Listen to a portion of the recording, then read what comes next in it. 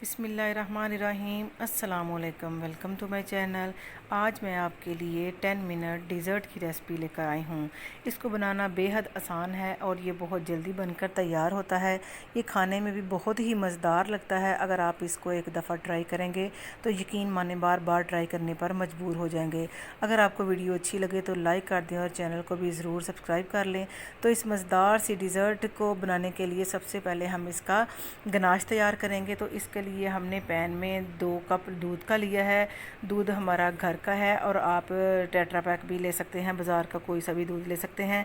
तो इसके अंदर 3/4 कप हमने यानी कि पौना कप चीनी का ऐड कर दिया है। अभी हमने इसको चूल्हे पे नहीं रखा, अभी हम इसकी मिक्सिंग करेंगे। तो आधा कप हमने इसको कोको पाउडर इसके अंदर ऐड किया है। कोको पाउडर आपने अच्छे ब्रांड का लेना है, फिर आपका गनाश अच्छा बनेगा।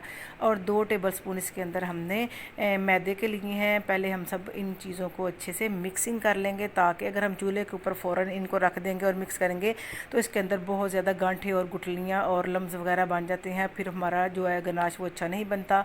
हमें ये एक स्मूथ सी कंसिस्टेंसी में चाहिए। तो इसको हमने पहले अच्छे से मिक्स कर लेना है तमाम इंग्रेडिएंट्स को। और अब हमने लो फ्लेम के ऊपर, मीडियम लो फ्लेम के ऊपर इसको पकाना है जब तक ये थिक ना हो जाए।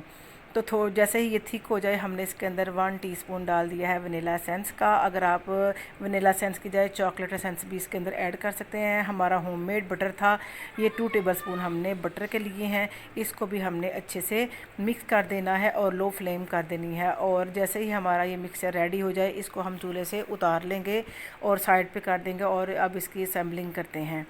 तो चूल्हे से हमने उतार लिया इसको, मिक्सचर को, गनाश को। तो इसके लिए हमने मैरी बिस्किट लिए हैं, आप डाइजेस्टिव बिस्किट भी इस्तेमाल कर सकते हैं। दोनों के साथ ही बड़ा मज़ेदार या डिज़र्ट सा बनता है। तो हमने दूध लिया है, दूध के अंदर हमने कुछ भी नहीं ऐड किया। इसको दूध के अंदर डिप करेंगे बिस्किट को और इसकी एक लेयर जो है इसके अंदर लगा लेंगे। और साइडों पे जी कॉर्नर वगैरह सारे इसको हम फिल कर लेंगे इसके ना थोड़े थोड़े पीसीज ऐड करने के बाद। तो एक लेयर हमने लगा के इसके ऊपर जो गनाश बनाया है बस ये एक लेयर लगाएंगे। ज़रा भर के आपने लगानी है ताकि चॉकलेट जो है वो ज़रा मज़ेदार सी लगे। और बच्चों को तो पता है वैसे ही चॉकलेट बहुत पसंद होती है और रिच साइज़ का टेस्ट और फ्लेवर होता है। तो आप मेरे कहने पे एक दफ़ा इसको ज़रूर ट्राई कीजिएगा। यकीन माने आपको ये बहुत ही पसंद आएगा और बच्चों को और ख़ुसूसन मेहमानों को तो ये बहुत ही पसंद आने वाला है।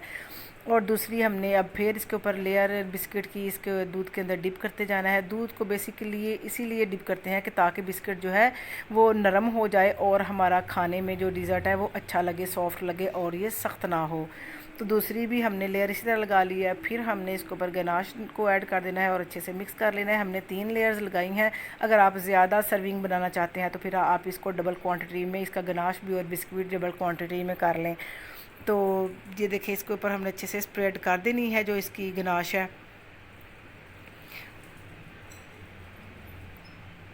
तो अपना फीडबैक भी आप ज़रूर दिया करें कमेंट बॉक्स में। तो ये 2 से 3 बिस्किट से इसको मैंने इसका चूरा बना लिया है। इसको आप कूट लें किसी चीज़ के अंदर डाल के, तो इसके ऊपर ये अच्छा सा खूबसूरत सा हम इसका टच देंगे।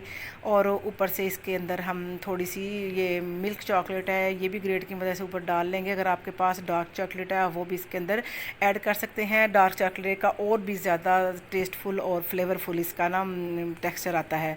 तो इसको हम अब ठंडा करेंगे, फ्रिज में रख लें या फ्रीज़र में रख लें, जैसे आपने करना है। 1 से 2 घंटे ज़रूर ठंडा होना चाहिए। अगर जल्दी है तो आप फ्रीज़र में भी इसको रख सकते हैं।